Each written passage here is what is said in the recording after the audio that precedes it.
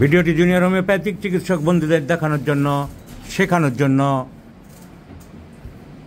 এবং কিভাবে একটা ওষুধ সিলেকশন করলাম সেটা বোঝানোর জন্য। দুটো জিনিস শেখানোর আছে এখানে। এক নম্বর হচ্ছে ডিজিজ ডায়াগনোসিস এবং সেই রোগটার পরিণতি কী সে সম্বন্ধে জানাবো, আর 2 নম্বর হোমিওপ্যাথিক ওষুধ সিলেকশন করব এবং ম্যানেজমেন্ট কীভাবে করব, প্রগনোসিস কী, রেজাল্ট কী হবে, কীভাবে চিকিৎসায় সাড়া দেবে, সবই বলবো। Name of the disease is parotid tumour. You know the parotid tumors are the salivary glands. There are 3 pairs of salivary glands in the body. জিবের নিচে আছে সাব দ্য লিঙ্গুয়া, জিবের ল্যাটিন নাম হচ্ছে লিঙ্গুয়া, তো sub the lingua sublingual glands. ম্যান্ডিবলের নিচে আছে sub mandible, that is known as sub mandibular glands. আর কানের ঠিক লতির নিচে, পিনার নিচে আছে প্যারোটিড গ্ল্যান্ডস। এই প্যারোটিড গ্ল্যান্ডস ফুলে গেলে তার প্যারোটাইটিস, এর আরেকটা মজার নাম হচ্ছে মামস। লোকে বলে যে মামস হয়েছে। What is mum's? Mum's means inflammation of the parotid gland. কিন্তু এই প্যারোটিড গ্ল্যান্ডের অনেক রকম রোগ হয় আমরা জানি। একটা তো জানলাম ইনফ্লামেশন মানে মামস, তাহলে প্যারোটিড গ্ল্যান্ড আমরা জানলাম। অ্যানাটমি যদি ভালো করে যাদের জানা আছে তারা জানে the parotid gland occupies the space between the mastoid process of the temporal bone and the ramus of the mandible. এর ভিতরে ফেসিয়াল নার্ভ ঢুকছে, আর ফেসিয়াল নার্ভ ঢুকে তার রাজত্ব করে যাচ্ছে এখানে।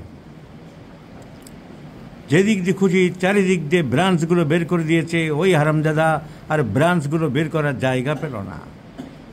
কেন? গ্ল্যান্ডটা শেষ করে একটু এদিক ওদিক করে না বের করো। ওখান থেকে ওর উপর দিয়েই রাজত্ব চালিয়ে গেল।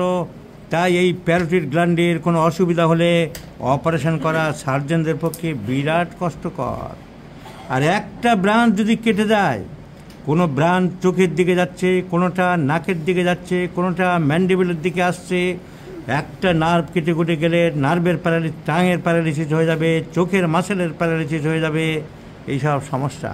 এই ছবিটা আমি দেখাচ্ছি যে কিভাবে প্যারোটিড গ্ল্যান্ডের উপর দিয়ে এই ফেসিয়াল নার্ভ, এফেন মানে ফেসিয়াল নার্ভ, এই ফেসিয়াল নার্ভ এসে এই প্যারোটিড গ্ল্যান্ডের উপর দিয়েই ওর রাজত্ব চালিয়ে গেল। এই হারামজাদা রাজত্ব চালানোর জায়গা পেল না। ফলে এইটা কেটে এখানে এই প্যারোটিড গ্ল্যান্ডের উপরে যদি মাংস জমে, টিউমার হয়, তাহলে খুব সাবধানী হাত না হলে একটু এদিক ওদিক কেটে গেলেই সর্বনাশটি হয়ে গেল। সো ইনফ্লামেশন যদি নর্মালি ফুলে যায় তার এক নাম হচ্ছে প্যারোটাইটিস or mum's.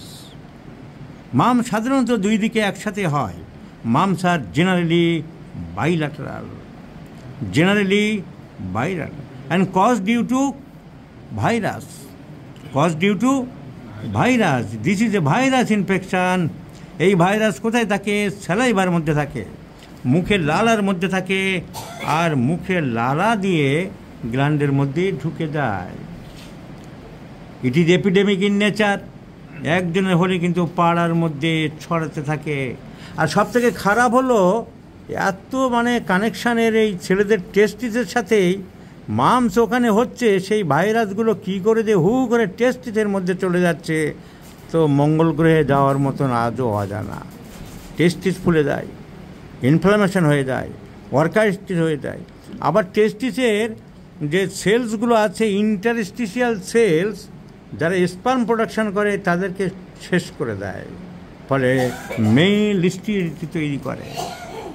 So this is very dangerous. মেয়েদের ওভারই তো অনেক সময় কমপ্লেন তৈরি করে। So this is called inflammations of the parotid gland. আবার এই প্যারোটিড গ্ল্যান্ডের মধ্যে, এর ডাক্টের মধ্যে অনেক সময় স্টোন হয়, তাকে বলা হয় প্যারোটিড ক্যালকুলাস। দেখ, আজকের আমাদের আলোচ্য বিষয় parotid tumour. Parotid tumour is a adenoma type of tumour or mixed tumour. এই টিউমার আমরা এখন একটু আলোচনা করছি। আমরা 2-1টা ছবি দেখাচ্ছি।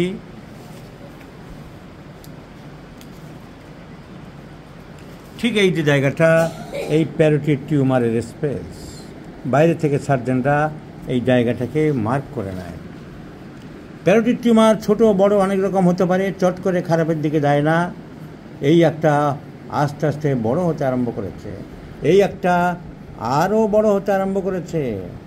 একটা লোককে আমি দেখেছিলাম যে প্যারোটিড টিউমার ম্যালিগন্যান্ট না হলে এগুলো অবশ্যই ম্যালিগন্যান্ট, কিন্তু এই ম্যালিগন্যান্সি তাড়াতাড়ি করে খারাপ হয় না। Thyroid malignancy and parotid malignancy রাতারাতি মানুষকে মেরে ফেলে না। এরা বলে যে তোমাকে আস্তে আস্তে মারবো, তোমাকে ভাতে মারবো, পানিতে মারবো। তো এইগুলো আস্তে আস্তে আস্তে একটা লোককে দেখেছিলাম লম্বা লাউয়ের মতন এইরকম প্যারোটিড টিউমার জুড়ে গেছে। তাকে বললাম তোমার টিউমার যেরকম দিন দিন বাড়ছে, তুমি অপারেশন করছো না ভাই? বলো কেন অপারেশন করব? অপারেশন করলে তো না খেয়ে মরবো। আমি বললাম না খেয়ে মরবে মানে? বলে এই যে ভিক্ষে করতে যায় না, এইটা দেখে দয়া করে সবাই টাকা দেয়, আমি দিব্যি খেয়ে চলছি, আর যেই অপারেশন হয়ে যাবে আর কেউ টাকা দেবে আমাকে? তো অনেক সময় এরকম অনেক বড় হয় প্যারোটিড টিউমার। এই প্যারোটিড টিউমার অপারেশান আমি বারবারই বলেছি খুব ঝামেলার ব্যাপার। একটা নার্ভ, এই সাদাগুলোর নার্ভ, আর রঙিন বই যদি থাকে তাহলে কিন্তু এগুলো হলুদ কালিতে থাকবে। আর সার্জারি বা অ্যানাটমি বইয়ের নিয়ম হলো নার্ভ দেখাতে হবে হলুদ কালি দিয়ে, আর্টারি দেখাতে হবে লাল কালি দিয়ে, ভেন দেখাতে হবে নীল কালি দিয়ে, আর লিম্ফ্যাটিক চ্যানেল দেখাতে হবে সাদা কালি দিয়ে। তাহলে এই যে রঙিন ছবি হলুদ কালি দিয়ে, হলুদ কালি দিয়ে ওই প্যারোটিড। সো প্যারোটিড টিউমার, এই আরও একটা প্যারোটিড টিউমার আমি বড় দেখালাম, কিন্তু তাড়াতাড়ি এগুলো ক্যান্সারের দিকে যায় না। Approximately 90% of the neoplasms of this parotid tumor are benign and 10% only goes to the malignant side. তখন মেটাস্টেসিস হয়ে যায়, পাশের লিম্ব গ্ল্যান্ডগুলো আটক করে। So this is called parotid tumour, a dangerous to health. এইখানে অপারেশন হচ্ছে, এইসব দেখিয়েছে কীভাবে অপারেশন করতে হয়। এই টিউমার অপারেশন করেছে, এই টিচ করা হয়েছে অপারেশনের পরে। এখন এই টিউমারের হোমিওপ্যাথির ভূমিকা কী? অপারেশন করা খুবই ঝামেলা এবং অনেক সময় রেকার করে, অনেক সময় রেকার করে। আমরা দেখাবো যে ঠিক সার্জেন ওই কথা লিখে রেখেছে।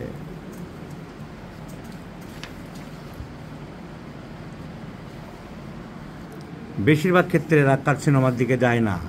80 to 90% টিউমারস আর বেনাইন, কিন্তু অপারেশন করার পরেও আবার রিল্যাপস হতে পারে। সো অনেক দিন ধরে এটা চলে, চট করে খারাপ হয় না, ম্যালিগন্যান্সি খুব একটা হয় না। The tumour grows for years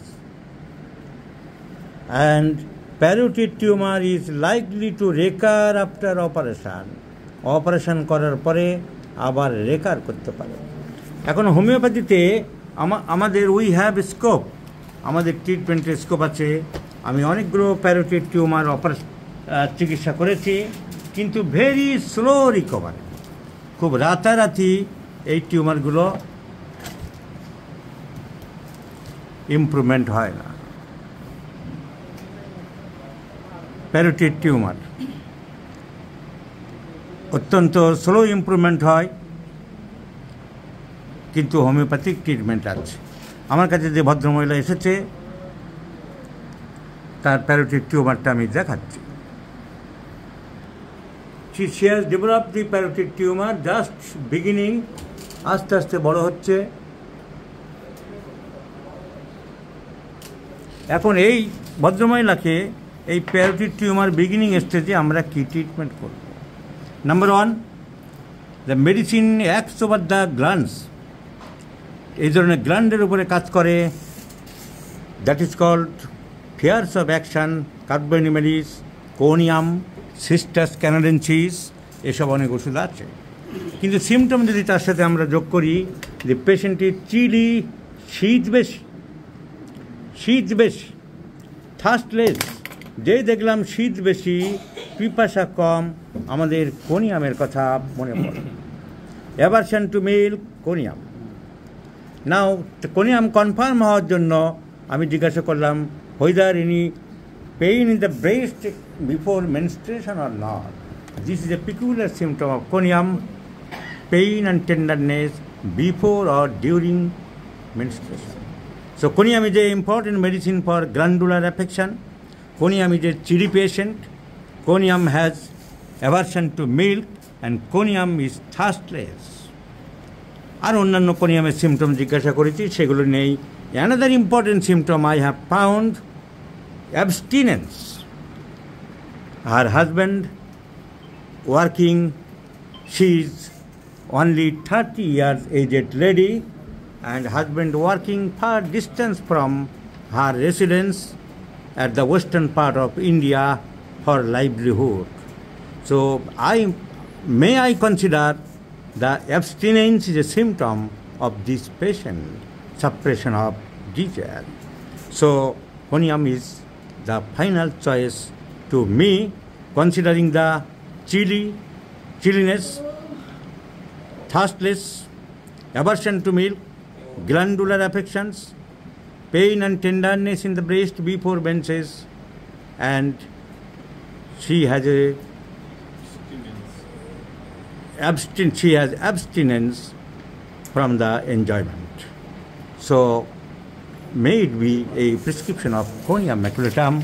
So I do like to prescribe conium maculatum in 50 millisimal scale of potencies. Let's see the result. I shall share with my friend.